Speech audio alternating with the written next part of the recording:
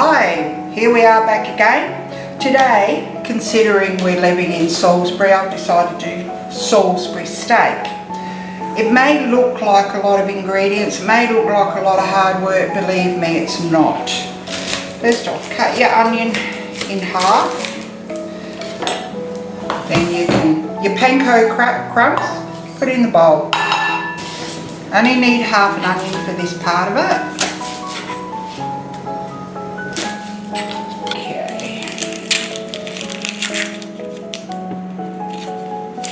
Rid of the scraps. Sticky little suckers. Don't want peel in it, do we? This time, where we've chopped the onions before, today we're going to grate them into the bowl.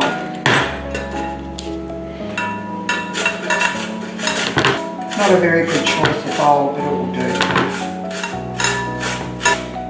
The reason for grating this in is to get a smaller piece of onion so you don't get great big chunks, and also all the juices actually go in and soften the panko crumbs. You can use ordinary fresh breadcrumbs if you like. Panko are a little bit on the more expensive side. Whoop! This is going everywhere here. I like my little grating gadget that I've got, and not everybody's got one of those. Maybe another time.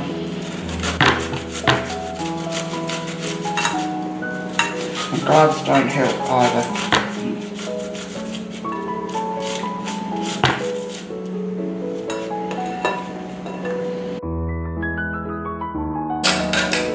Oh, should have worn my snorkel and goggles.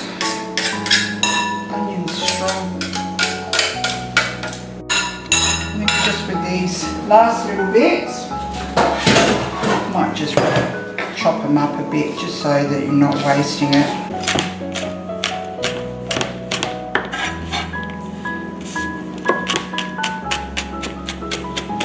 If you're going to do it by hand, make sure it's really fine.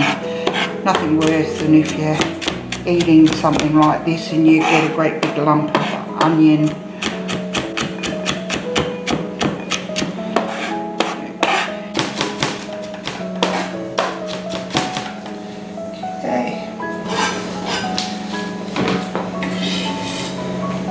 Into there. All bench tops have been sanitised thoroughly, as always.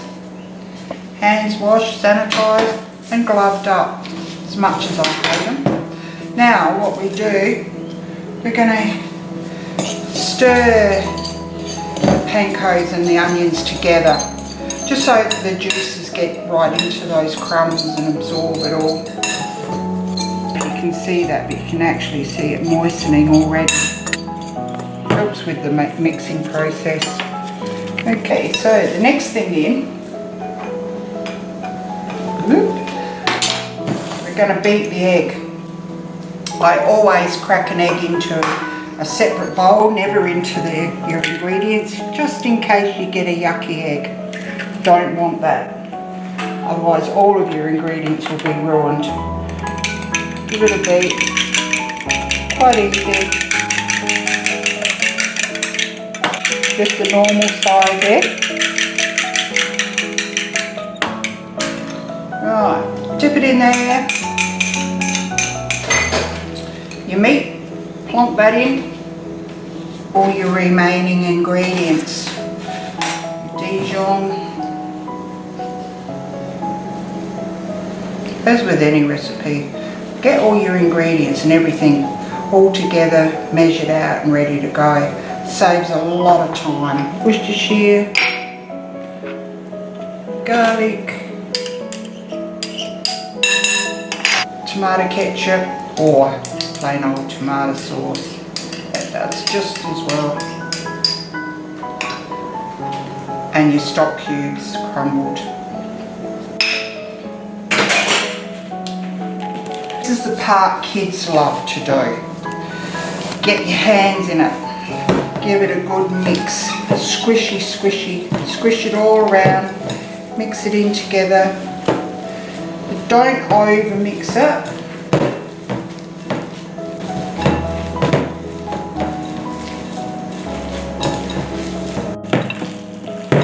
Just make sure that it's just all mixed in evenly through. Kids love to do this part squishy, squishy. Bit flies out every now and again. If you've got a cat that lands on the floor, instant clean up. Now I've got to get a plate out to put these on once they're formed. You need to divide it into approximately 5, depending, you know, like after you've made them for a while, you'll work out yourself how fat, how skinny, how you want to do them. So, and get the mixture and just form it into a patty shape. Okay.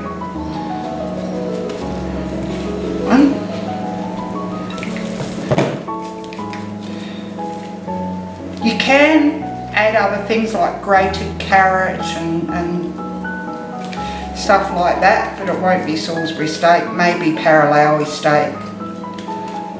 Salisbury Downs steak, that sounds alright. Burton steak, there you go. If you're really fastidious, you could always divide it on your kitchen scales into 5 exact sizes, but I'm not that fussy. If hubby gets a bigger one, lucky for him. Right, there's your patties done. Not too bad. You slice the onions, the mushrooms. These are easy to slice.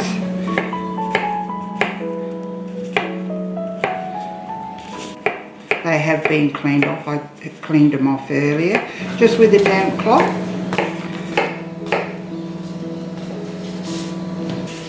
Just rearranging things here. We're not going to grate this half of the onion. We're just going to chop it.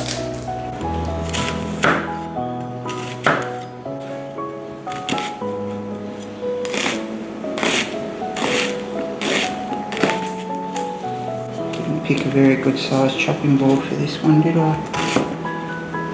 Got a big one. Beautiful. Slide that into there. Right. Now we'll get the trusty stove going. Got a nice big pan here today. Get that lit. We want a fairly high heat, but not full on high. Just let that warm up a bit. Now I'm going to add just a touch of oil. A tablespoon. Once that's heated up, we're going to put the steaks in. If this one's right. Yay! Okay. Put your steaks in. Fry off.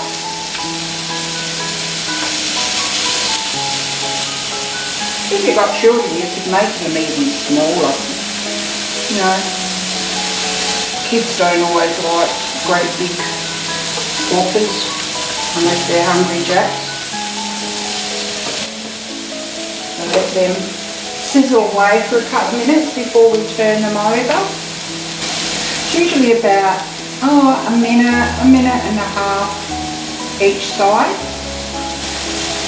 Now don't go thinking, oh, only a minute and a half each side, they'll be raw. Yep, that's right. They will be raw inside, but we finish off the cooking with the gravy when we make that.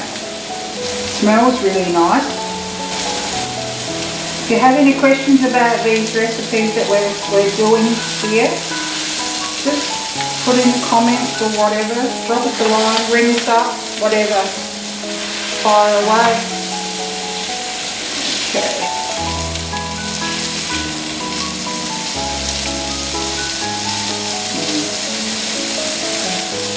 Okay, flip it.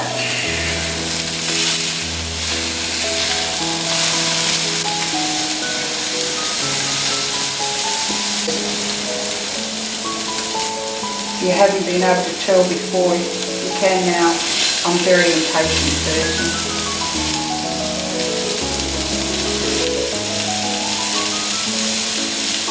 I want to pop it there, one, two, leave it for a little bit longer. Right, take these off, put them onto a plate, keep drying. Is it better there? Sorry, love.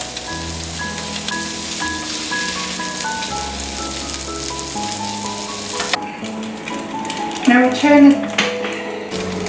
we turn the pan down a fraction. If it's looking a bit dry, if there's not enough oil in here, just add a little bit more, not too much. You don't want it swimming. Okay, just turn it down to a medium heat. Give it a bit of a stir around. You want these pieces in here. We want all this in here. So now we add our onion and garlic to the pan.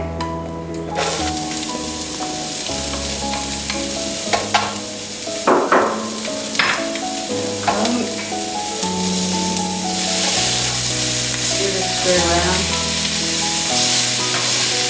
Oh, that smells nice.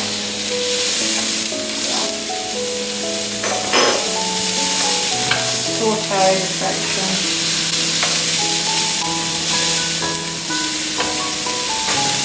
Back to my trusty wooden spoon.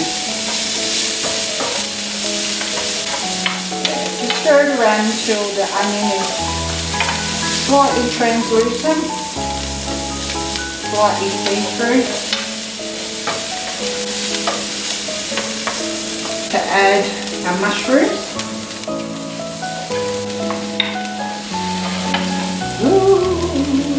As always, stir from the bottom.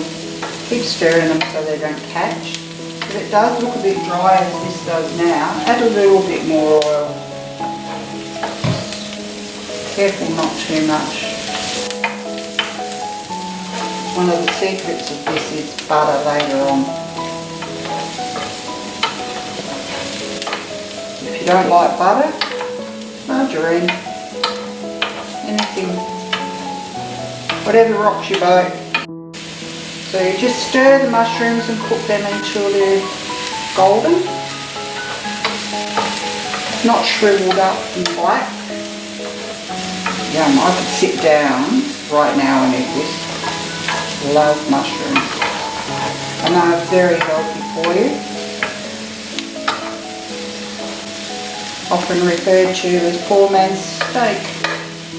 I don't think so, not at the price they sometimes are. Right, they're looking pretty close. Slightly golden, as you can see. Nice colour. And you certainly don't want to cook them all the way down. Right, now we add our butter.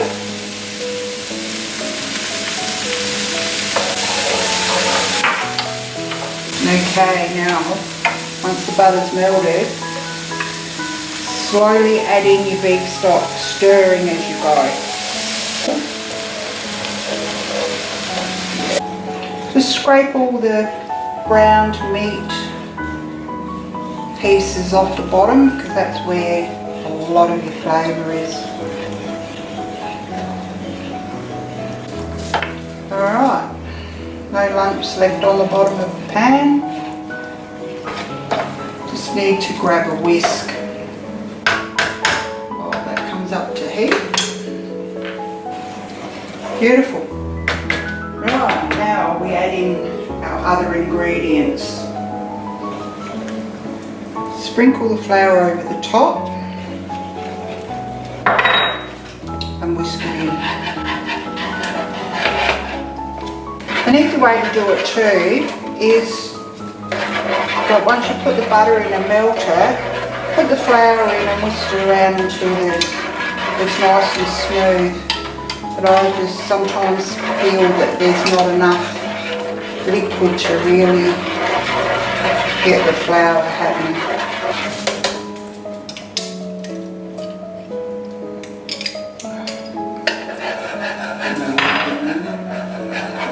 Dijon, Worcestershire, pinch of pepper, and water.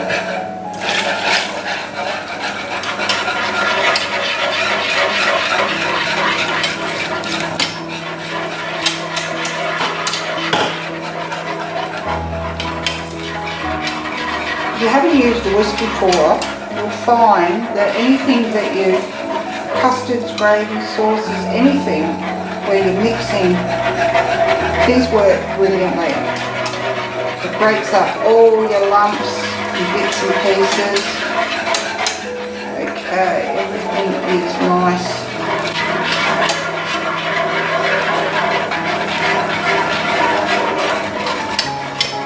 You can smell the Dijon mustard.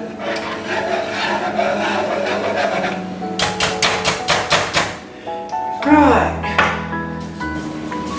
Now what we're going to do is put the steaks back in.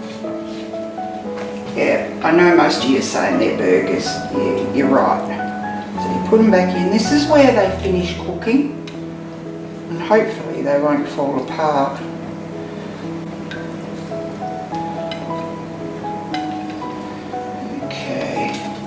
And put the juices that are on the plate in there too. All the more for flavour.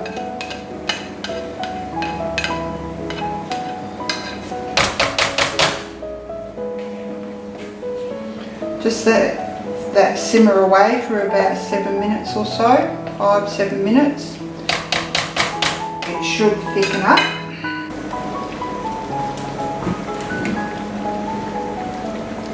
Just be careful it's not sticking. Be careful when you slide your steaks around.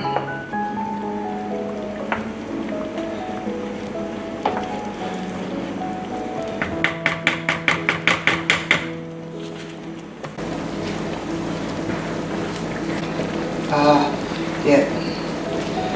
Just waiting for the gravy to thicken a bit more. You could cut down the quantity of water that you put into it. Not the second time. Anybody out there been timing it for me? I forgot to put my clock on.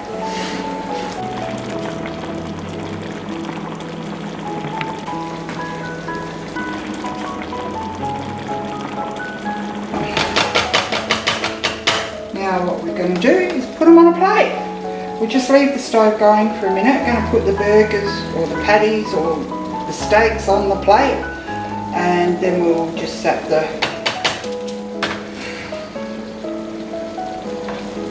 gravy in a little bit. On high heat, really quickly stir up from the bottom. There we go. Delicious. Got the patties on the plate. Okay, just to loosen those yummy bits that are on the bottom. Again, turn the heat off. We're going to put some over the meat.